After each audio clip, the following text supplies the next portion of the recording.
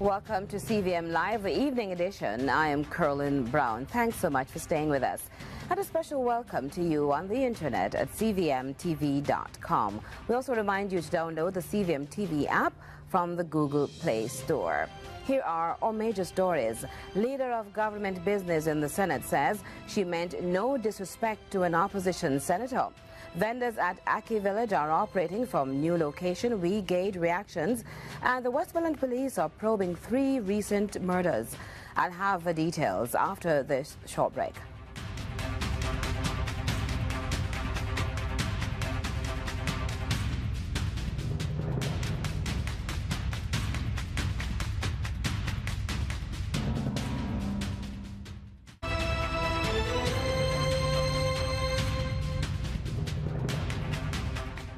Thanks so much for staying with us.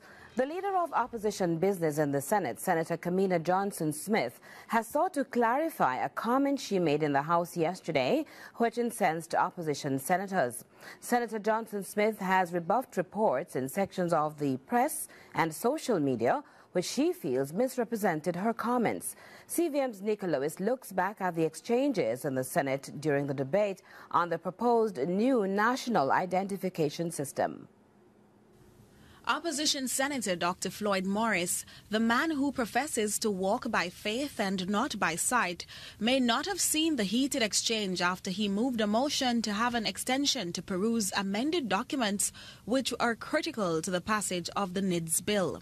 There's a 23-page document that has been circulated. Further amendments to those amendments are being circulated. And this is on top of the various other amendments that were tabled before. And it is very difficult for me to follow it just like that on the floor of the Parliament. And I am putting that motion that, the debate be suspended to allow me to be able to do my own review.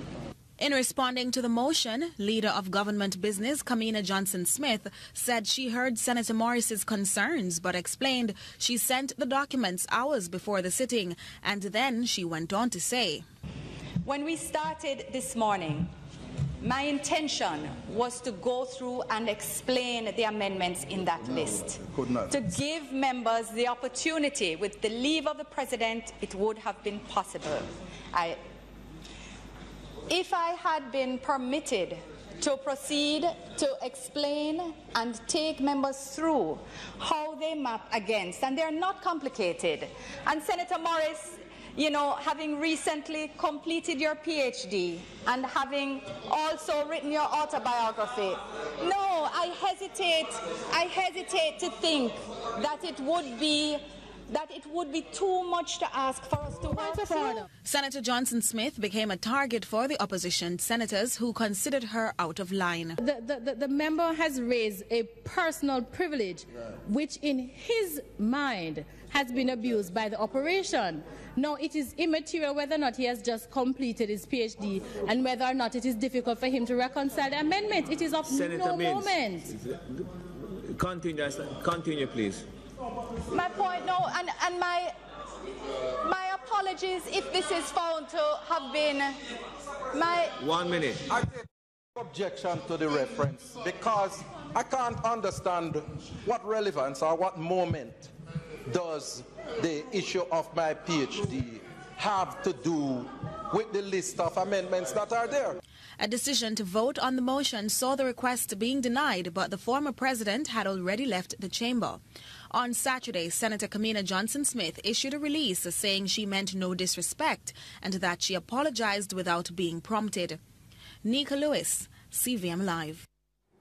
The leader of government business, Senator Johnson-Smith, says she was shocked by some of the media reports. Meanwhile, after over 8 hours of counter-arguments, which continued into early this morning, the debate was suspended until early next week. The debate had reached committee stage, where it is examined clause by clause and where amendments can be proposed. Police Commissioner George Coelho has instructed the Inspectorate of the Constabulary to investigate the incident which led to the arrest and charge of a woman in Clarkstown, Trelawney recently. He has also directed members of the Jamaica Constabulary Force Chaplaincy Branch to make contact with the mother and the family and offer any assistance the office can provide. The mother had gone to the police to report that her son had been held down by other boys at the Clarkstown Primary School and a piece of stick inserted into his rectum. Subsequent reports emerged that a directive was issued from the nearby courthouse that the mother be arrested, but the Justice Ministry has denied this. There is less activity as promised from the area which was popularly known as Aki Village. There was a strong police presence today at the old location relative to illegal vending, even as vendors are now occupying the shops, which were the subject of controversy. Good morning. That's not just lip service from Al Green, who now operates his business from a new stall at the Aki Village, Portmore. Things are looking a lot different now along the roadway because of a shift in the buying and selling. There were debates and concerns. Some even called the shops boxes, but today there was some amount of great expectations. Green says he's been part of the Aki Village roadside phenomenon for 20 years. We have been out from over here from yesterday, but the market kind of slow. We don't know if I true we just reach out here and people them don't really know say we're there here today, yesterday. And some people did their own the next side same way selling. So maybe today we get a better market, you know. He was among the early birds preparing for the benefits from a better work environment. Yeah, man, we're comfortable, bathroom, everything here. Just a light left if we come Canican and things. But the location look good to us. Okay. And the local customers, them will come in, so them like over here. The stories about the jostling for life and goods have been many. A lot of robbers come around and try to dictate and hold up the people. All the lady down on the corner around here, sitting down at the bottom of the night, when she got start, by the time she finish, she pack up and go home. There's a bag of money gone. Man come to the bush. According to the police, not everyone made the move as quickly as possible. 3 notices were reportedly served, the last being on Friday, leading to this follow-up operation from 4 o'clock. We would have ensured that some of the vendors would have now taken up residence in the designated area that is set aside by the Portmore Municipal Council for them to vend. I would now implore on the vendors, the other vendors, to remove from this thoroughfare. The officer is also advising motorists not to support those who may insist on selling from the sidewalk. A lot of times they continue to create obstruction, and we will be moving to take a zero-tolerance approach to the illegal vending as also the traffic violation. Meanwhile, we engaged some early shoppers. Some law and order just needed. The persons on the front naturally get the advantage. You're passing, so you need to stop. So you just need to level the playing field. This is a good development. If they got ample time, they should have made preparations for this change. It's a good change, it's a good look, and I'm sure a lot more people would come, and I think the government wanted to help them. The vendors have stocked up for Mekiaso Nice, and it seems their customers are not giving up on the niceness they are used to. I'm making some soup this morning, some crab, shrimp and corn soup. Member of Parliament for Central Westmoreland, Dwayne Vaz, is questioning the value property owners receive in return for their taxes. This comes as local government minister Desmond McKenzie has lauded the parish for its property tax compliance. Brian Walker has his comments, which were made at a recent town hall meeting. According to local government minister Desmond McKenzie, Jamaicans owe more than $15 billion in property tax, and he commended Westmoreland for its steady compliance rate over the years. Westmoreland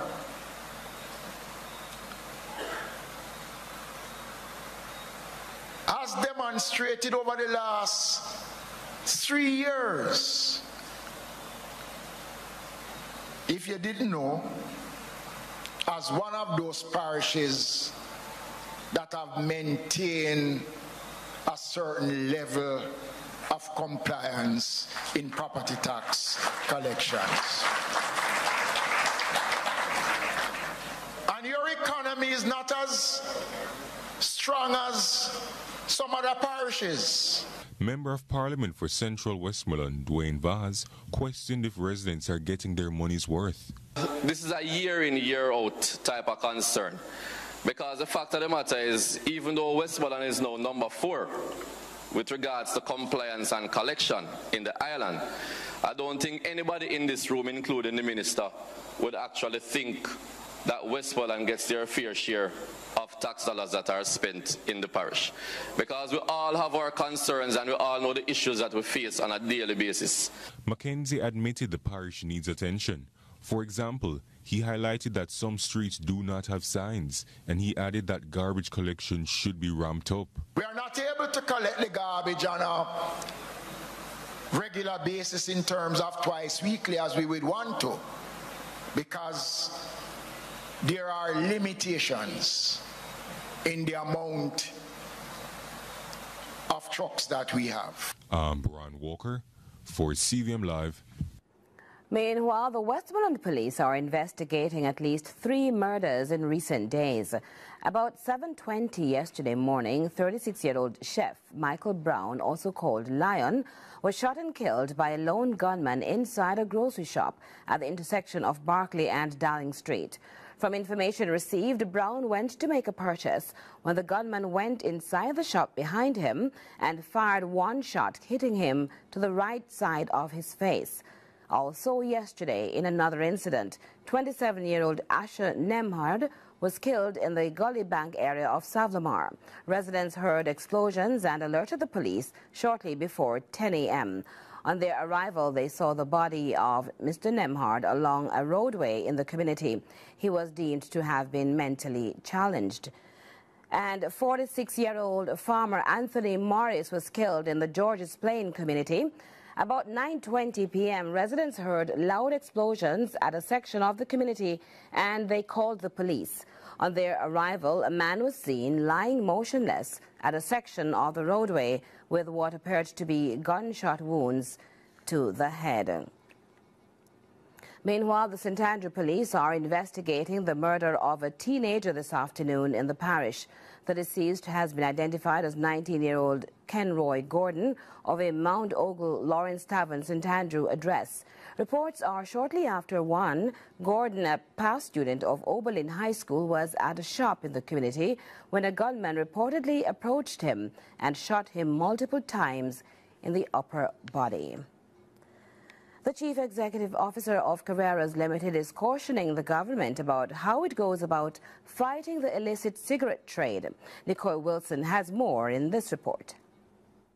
Chief Executive Officer of Carreras Limited, Marcus Steele, has revealed that according to research carried out by his company, Kingston and St. Andrew represents the largest amount of illicit cigarette consumption at 54%. He also revealed that that amount is 29% for St. Mary, 17% for St. Thomas, and 15% for Clarendon. Speaking at a recent forum held to discuss illicit cigarettes in the local market, he said the increase in special consumption tax on cigarettes earlier this year has contributed to the spike in the illicit cigarette trade. He highlighted the potentially dangerous nature of these illicit products. The illicit trade is free for all. There's no standard. There's no structure. And what you will find is that even the agenda of the Ministry of Health, as it relates to the health agenda and tobacco control, is that in itself will be challenged. He also took the opportunity to caution the government. If the proposed measures are not carefully considered and crafted, they will only serve to add greater fuel to the sustenance and expansion of the illicit trade in cigarettes, which poses a further threat to the sustainability of the revenues derived from tobacco. He is calling for stronger border protection as the sale of illicit brands of cigarettes each day is indicative of a sustained supply chain. He also sought to highlight the loss of revenue for the government, as he said his company will be delivering just over $1 billion less in taxes to the government when compared to 2016. He is also pleading with retailers to aid in removing illicit cigarettes from the local market. Please, retailers, we're calling on you that if you're approached to sell these products, obey the law, please. It is within your best interest to do so. You can call 119 or you can call 749-800 to report any such activity. Nicoy Wilson, CVM Live. This is CVM Live. We go to a break ahead of news from overseas.